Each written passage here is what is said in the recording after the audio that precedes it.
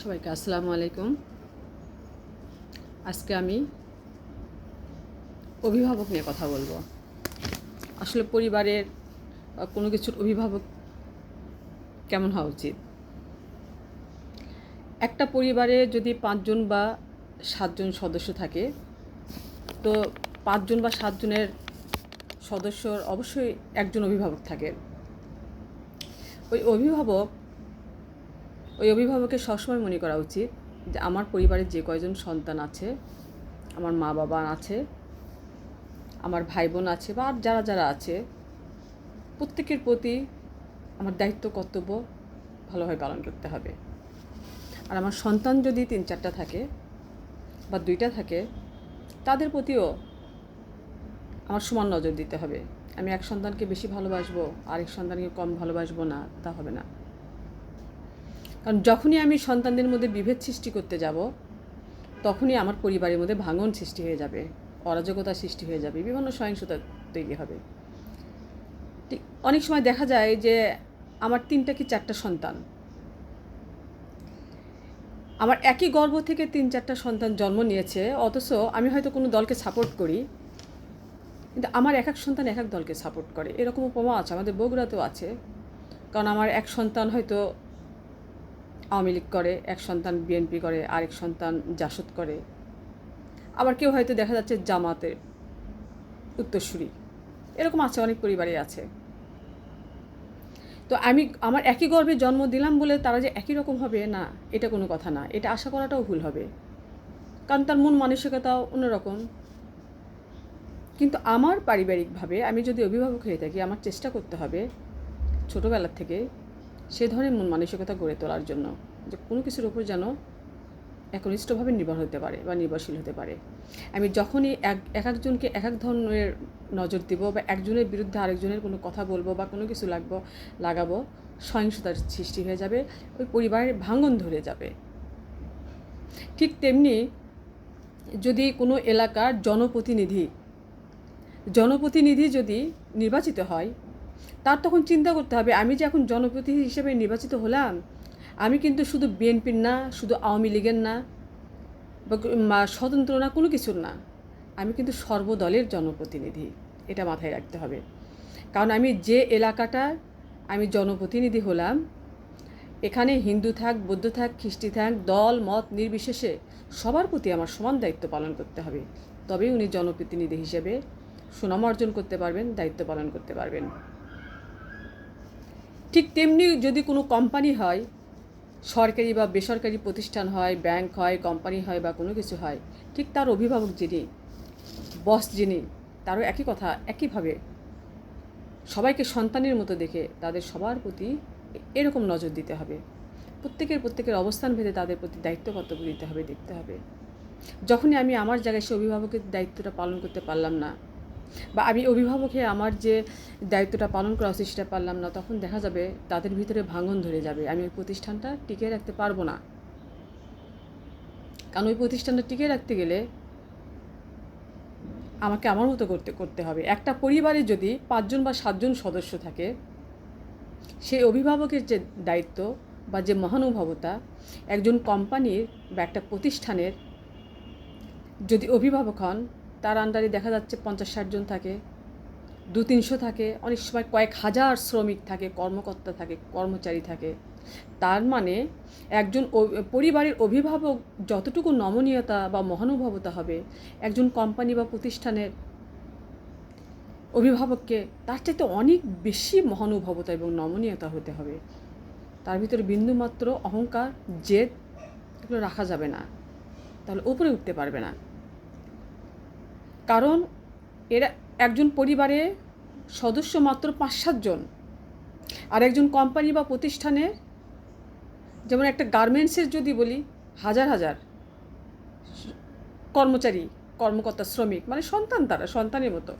বা একটা কোম্পানি হয়তো দেখা গেল কয়েক শত, তার মানে কয়েক শত সন্তানের পিতা উনি, কয়েক হাজার সন্তানের পিতা উনি। তাহলে তাকে আরও কত নমনীয়তা হতে হবে, কত মহানুভবতা হতে হবে, কত ধৈর্যশীল হতে হবে, কত সহনশীলতা হতে হবে, তাহলে ওইটা আস্তে আস্তে টিকবে। আর যদি যে উনি মনে করেন না যে আমি হনুরে একজন, আমি হয়ে গেছি একজন, আমি তো বস, আমি যা বলবো তাই হবে, কারো কথার কোনো দাম দেবে না, কারো পরিশ্রমের কোনো মূল্যায়ন করবে না, কোনো কিছু করবে না, টিকবে না, টিকবে ক্ষণিকের জন্য। অহংকার এমনই একটা জিনিস, পাথরের চাইতেও ভারী। এইটা যিনি যত ভিতর থেকে দূর করতে পারবে উনি তত হালকা হবেন, তত উপর দিকে উঠবেন, তত উপর দিকে উঠবেন, তত জনমনে উনি বিশ্বাস অর্জন করতে পারবেন, আস্থা অর্জন করতে পারবেন, ভরসা অর্জন করতে পারবেন। ঠিক একজন রাষ্ট্রের কর্ণধার যিনি, ঠিক একই রকমের তিনি কোটি কোটি মানুষের অভিভাবক। কোটি কোটি মানুষের অভিভাবক মানে কোটি কোটি সন্তান তার। তাহলে একজন পরিবারের অভিভাবকের বা একজন কোম্পানি বা প্রতিষ্ঠানের অভিভাবকের বা একজন জনপ্রতিনিধির যেরকম নমনীয়তা, মহানুভবতা, ধৈর্যশীলতা, সহনশীলতা হওয়া দরকার, তাহলে একজন রাষ্ট্রের কর্ণধার ওনার তার চাইতে আরও কত শতগুণ বেশি সহনশীল হতে হবে, ধৈর্যশীল হতে হবে। অহংকার তো রাখাই যাবে না, এবং কোনো ইগোভাবও রাখা যাবে না। তাকে আরও কত দয়ালু হতে হবে, কারণ তখন তার চিন্তা করতে হবে যে আমার তো অনেক সন্তান, সন্তানদের মাঝে এমন কোনো কথা বা এমন কিছু বলা যাবে না যে একজনকে একটা কথা বললাম, আরেকজনকে বললাম যে দেখতো ওটা বললো কেন, দে শালাকে ধর শালা, বলা যাবে না। কারণ আমি যদি আমার অবস্থানটা ঠিক রাখতে চাই, তাহলে আমাদের সন্তানদের ভালোবাসতে হবে। তারা যদি কোনো দাবি নিয়ে বা কোনো কিছু নিয়ে আমার কাছে আসে, তাদের মাঝে বসে তাদের মাথায় হাত বুলিয়ে দিয়ে তাদের কথাগুলো মনোযোগ দিয়ে শুনতে হবে, কারণ তারা তো আমারই অংশ। আজ তারা আছে বলেই তো আমি অভিভাবক হতে পারছি, তারা না থাকলে তো আমি অভিভাবক হতাম না, তাদের জন্যই তো আমি অভিভাবক। তাদের বাদ দিলে কিন্তু আমার অভিভাবক কেউ মানবে না, আমার অভিভাবকত্বও থাকবে না, এটা মাথায় রাখতে হবে। যাক, আমি বেশি কিছু বলবো না, আমি শুধু এইটা বলবো, আজ যদি আমাদের সন্তানদের মূল্যায়ন করা হতো, দয়া দেখানো হতো, একটা প্রাণও ঝরতো না, একটা প্রাণও ঝরতো না। আজকে দেশের মধ্যে যে অস্থিতিশীলতা বা যা হচ্ছে, কিছুই হতো না। শুধুমাত্র কথা এমন একটা জিনিস, আমাদের জিহ্বার কোনো হাড় নাই, কোনো কিছু নাই, অথচ এই জিহ্বাটা কিন্তু সাংঘাতিক একটা অস্ত্র যাকে বলে। বন্দুকের গুলি এবং কথা যদি মুখ থেকে একবার বের হয়ে যায়, সেটা আর ফেরত আনা সম্ভব না। কাজেই এই হাড় ছাড়া আমার যে নরম জিহ্বাটা, এটা একটা মারাত্মক অস্ত্র, এটাকে আমাকে সংবরণ করতে হবে। আমার যতই অর্থ থাক, ক্ষমতা থাক, প্রভাব থাক, যতই যা থাক, এগুলো একসময় ধ্বংস হয়ে যাবে। কারণ আল্লাহ ছাড় দেন, ছেড়ে দেন না, এবং যে যেমন কর্ম করবে, সবচাইতে বড় কথা, যে যেমন কর্ম করবে তেমনই ফল পাবে। সেটা আমি হই আর যেই হোক, আমি যেমন কর্ম করব তেমনই ফল পাবো, এর চেয়ে বেশি পাবো না। ভালো করলে ভালো ফল পাবো, খারাপ করলে খারাপ ফল পাবো। তবে আমার চিন্তা ভাবনা করে কাজ করতে হবে। আমি যত বড় অভিভাবক হব, যত বড় পর্যায়ে থাকবো, আমার চেটটা যত বড় পজিশনে থাকবে, আমার ভিতরে ভালোবাসাটা, আমার ভিতরে নমনীয়তা, আমার ভিতরে সহনশীলতা, আমার ভিতরে ধৈর্য তত বেশি রাখতে হবে। তাদের প্রতি আমার ভালোবাসার দিতে হবে, কারণ তখন আমার ভাবতে হবে যে আমি এ রাষ্ট্রের মধ্যে হিন্দু, বৌদ্ধ, খ্রিস্টান যারা আছে, আমি সবারই অভিভাবক, সবাই আমার সন্তান। তাদের ভালো মন্দ আমি দেখবো না তো কে দেখবে? আজ আমি যদি বিপদে পড়ি, তারাই তো আমার উপর ঝাঁপিয়ে পড়বে, তাই তাদের আমি দেখবো না, কে দেখবে? আর সবচাইতে বড় কথা, 10-এর লাঠি 1-এর বোঝা, একতাই বল, এটা তো আমরা ছোটোবেলা থেকে পড়ে আসছি। আজ যদি আমাদের দেশে বহির্বিশ্ব থেকে হঠাৎ আক্রমণ আসে, আজ আমাদের দেশের মধ্যে যদি ঘরে ঘরে এরকম যুদ্ধ লেগে যায়, এরকম ভেদাভেদ সৃষ্টি হয়ে যায়, সব সময় মানুষ আতঙ্কে থাকে, কেউ ঘরে টিকতে না পারে, তাহলে বহির্বিশ্বের আক্রমণ থেকে রক্ষা করবে কেমনে? আমাদের তো সবার ঐক্যবদ্ধ হতে হবে। দেশপ্রেম কাকে বলে? দেশের প্রতি তো ভালোবাসা থাকতে হবে, প্রেম থাকতে হবে। দেশপ্রেম, পরিবার প্রেম, মানুষ প্রেম, সব কিছুই কিন্তু একটা দেশপ্রেমের অংশ। কাজে সব কিছু আমার পরিবারকে ভালোবাসতে হবে, আমার দেশকে ভালোবাসতে হবে, সব কিছুকে ভালোবাসতে হবে। আপনি মসজিদে যান, ওখানে অনেক মুসলিম পাবেন। আপনি মন্দিরে যান, ওখানে অনেক হিন্দু পাবেন। গির্জায় যান, অনেক খ্রিস্টান পাবেন। মসজিদে হিন্দু পাবেন না, মন্দিরে মুসলমান পাবেন না, গির্জাতেও কিন্তু হিন্দু মুসলিম পাবেন না। কিন্তু আপনি একটা হাসপাতালে যান, আপনি একটা মৃত ব্যক্তির কাছে যান, দেখবেন ওখানে যদি কোনো মুমূর্ষু রোগীর জন্য আপনার রক্তের প্রয়োজন হয়, আপনি তখন তাকে বাঁচানোর জন্য হন্য হয়ে খুঁজবেন।